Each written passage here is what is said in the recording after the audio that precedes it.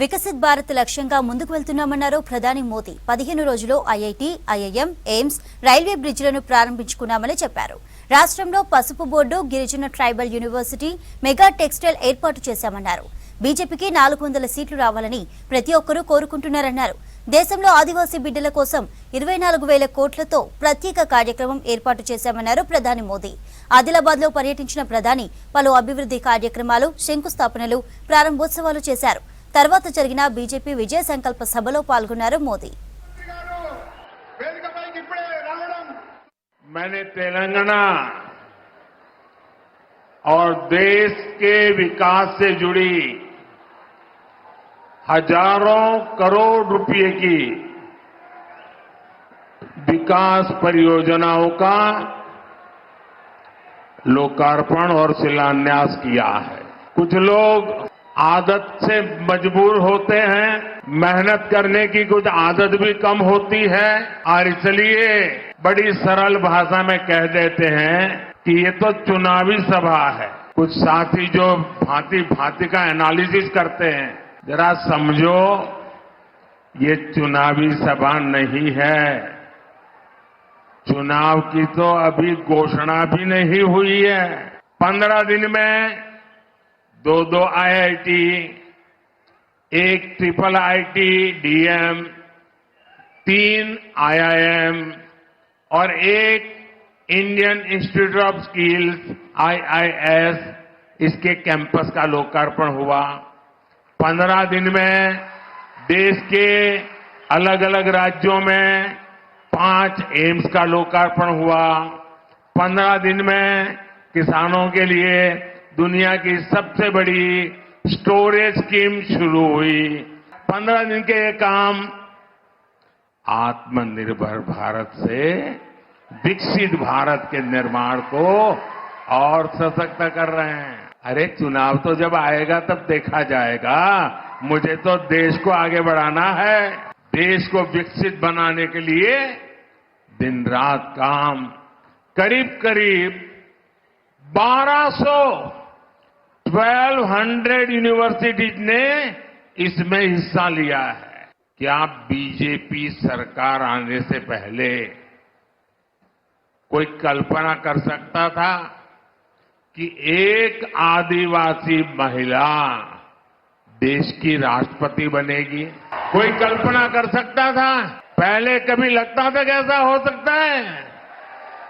क्या कोई कल्पना कर सकता था कि भगवान बिरसा मुंडा के जन्मदिन को राष्ट्रीय पर्व के रूप में मनाया जाएगा?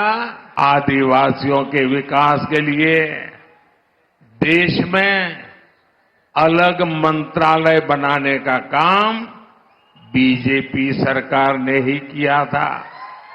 आजादी की लड़ाई में जनजातीय समाज के योगदान को समर्पित म्यूजियम बनाए जा रहे हैं। ये काम भी केंद्र की बीजेपी सरकार ने शुरू किया है। हैदराबाद में जो म्यूजियम बन रहा है, हमने उसका नाम रामजी गोंड के नाम पर रखा है।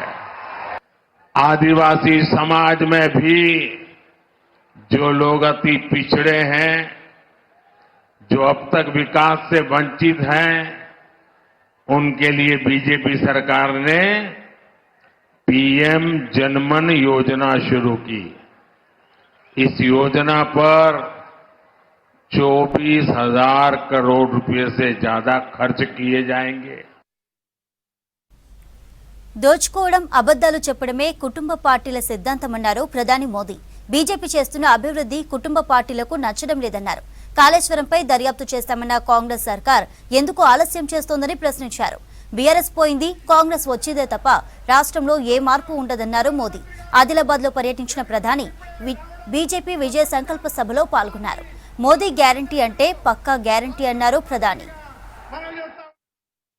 तेलंगाना में जैसे टीआरएस के बीआरएस बनने से कुछ नहीं बदला था, वैसे ही बीआरएस की जगह कांग्रेस से आने से कुछ नहीं बनने वाला, क्योंकि एक ही चट्टे बट्टे के लोग हैं ये।